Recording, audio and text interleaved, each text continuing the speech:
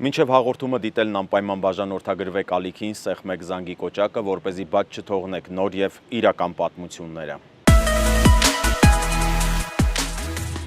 Ողջույն, նախորդ հաղորդման ընթացքում խոսեցի, թե ինչպես ստեղծվեց օրենքով գողերի ինստիտուտը, ինչպես այն վերապրեց սուկաների պատերազմը և ինչ ճանապարհ անցավ մինչև մեր օրերը։ Սակայն այդ աշխարհի ամենամեծ գաղտնիքներից մեկը դեռ մնում է չբացահայտված։ Ինչպես էր սովորական հանցագործը դառնում օրենքով գող։ Ով էր որոշում նրա ճակատագիրը։ Ինչ էր տեղի ունենում փակ դռների հետևում անցկացվող սխոտկաներում։ Ինչու էին որոշ թեկնածուներ վերջին պահին մերժվում, իսկ ուրիշները բարձրանում քրեական աշխարհի ամենաբարձր աստիճանին։ Այսօր կխոսեմ այդ խորհրդավոր ծիսակարգի մասին, հիմնվելով նախկին կալանավորների հիշողությունների, լրագրողական հետաքննությունների և քրեական եթամշակույթի մասին հրապարակված ուսումնասիրությունների վրա։ Եվ այսպես, օրենքով գող դառնալու ցանկությունը բավարար չէր։ Թեկնածուն պետք է տարիներ շարունակ հեղինակություն վաստակեր քրեական միջավայրում։ Ավանդաբար կարևոր էր, որ նա համարվեր ճիշտ գող, պահեր գողական կանոնները, չհամագործակցեր իշխանությունների հետ և հեղինակություն ունենար այլ կալանավորների շրջանում։ Տարածված պատկերացումը, թե օրենքով գող կարող էր դառնալ միայն բազմաթիվ անգամ դատապարտված մարդը, ամբողջությամբ ճշգրիտ չէ։ Թեև երկարատև բանտային փորձը հաճախ մեծ առավելություն էր, տարբեր ժամանակաշրջաններում կիրառվել են տարբեր չափանիշներ։ Թեկնածուն չէր կարող ինքն իրեն առաջադրել։ Նրան պետք է ներկայացնեին արդեն ճանաչված օրենքով գողերը։ Սովորաբար պահանջվում էր առնվազն 2 հեղինակավոր երաշխավոր, որոնք անձնական պատասխանատվություն էին կրում թեկնածուի վարքագծի համար։ Եթե հետագայում պարզվեր, որ նոր թագադրված գողը խախտել է գողական կանոնները, դա կարող էր վնասել նաև նրա երաշխավորների հեղինակությանը։ Թագադրումը կատարվում էր գաղտնի հավաքի սխոտկայի ժամանակ։ Այդպիսի հավաքները կարող էին անցկացվել գաղութներում, ազատության մեջ գտնվող անվտանգ վայրերում կամ բացառիկ դեպքերում տարբեր տարածաշրջանների հեղինակությունների մասնակցությամբ։ Քննարկվում էր թեկնածուի ամբողջ կենսագրությունը, դատվածությունները, վարքագիծը, հարաբերությունները մյուս կալանավորների հետ և նույնիսկ այն, թե արդյոք երբևէ խախտել է գողական կանոնները։ Եթե թեկուզ մեկ լուրջ կասկած առաջանար, որոշումը կարող էր հետաձգվել կամ մերժվել։ Ի տարբերություն ֆիլմերի, իրականում որևէ թագ կամ հատուկ արարողություն գոյություն չուներ։ Թագադրումը խորհրդանշական անվանում էր։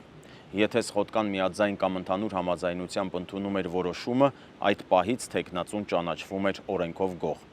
Նրան այդ կարգավիճակը շնորհվում էր ոչ թե փաստաթղթով, այլ քրեական աշխարհի ճանաչմամբ։ Քրեական աշխարհում դաջվածքը պարզապես զարդ չէր, այն կենսագրություն էր։ Ուսերին պատկերված ութաթև աստղերը սովորաբար կապվում էին բարձր հեղինակության հետ։ Կրծքավանդակի որոշ պատկերներ կարող էին մատնանշել քրեական անցյալը կամ աշխարհայացքը։ Մատների օղակաձև դաջվածքները հաճախ փոխանցում էին տեղեկություն դատվածությունների կարգավիճակի կամ բանտային փորձի մասին։ Սակայն կարևոր է հիշել, որ նույն խորհրդանիշը տարբեր ժամանակներում և տարբեր շրջաններում կարող էր ունենալ տարբեր նշանակություն։ Հաճախ խոսվում է, որ ապագա օրենքով գողը պարտադիր անցել է հատուկ փորձություններ։ Իրականում բոլորի համար միասնական ծես գոյություն չի ունեցել։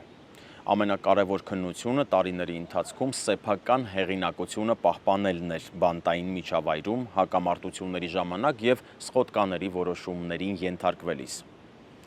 Օրենքով գողի կարգավիճակը ցմահ չէր։ Եթե նա մեղադրվում էր իշխանությունների հետ գիտակցված համագործակցության, օփշակից յուրացման կամ գողական կանոնների ծանր խախտման մեջ, կարող էր զրկվել տիտղոսից։ Նման որոշումները նույնպես ընդունվում էին սխոտկայում։ Վերջին 2 տասնամյակներում իրավիճակը զգալիորեն փոխվել է։ Տարբեր երկրների օրենսդրական փոփոխությունները, կազմակերպված հանցավորության դեմ պայքարը և քրեական աշխարհի ներքին տարաձայնությունները հանգեցրել են նրան, որ նոր թագադրումները դարձել են շատ ավելի հազվադեպ։ Փորձագետների կարծիքով դասական օրենքով գողի ինստիտուտն այսօր այլևս չունի այն ազդեցությունը, որն ուներ Խորհրդային Միության վերջին տասնամյակներում։ Օրենքով գողի թագադրումը երբեք պարզապես կոչում չի եղել։ Դա մի ամբողջ փակ համակարգի կողմից մարդու ճանաչումն էր իր բոլոր իրավունքներով և պարտականություններով։ Բայց որքան էլ խորհրդավոր թվա այդ աշխարհը, իրականում այն հազարավոր մարդկանց համար ավարտվել է երկարատև բանտարկությամբ, բռնությամբ և մարդկային ողբերգություններով։ Հաջորդ հաղորդման ընթացքում կխոսեմ քրեական աշխարհի ամենախորհրդավոր խորհրդանիշներից մեկի դաջվածքների գաղտնի լեզվի մասին։ Կտեսնենք, թե ինչպես կարելի է միայն մեկ մարդու մարմնին նայելով հասկանալ նրա անցյալը, դիրքը եւ նույնիսկ ճակատագիրը։ Չմոռանաք բաժանորդագրվել ալիքին, հավանել տեսանյութն ու մեկնաբանություն թողնել։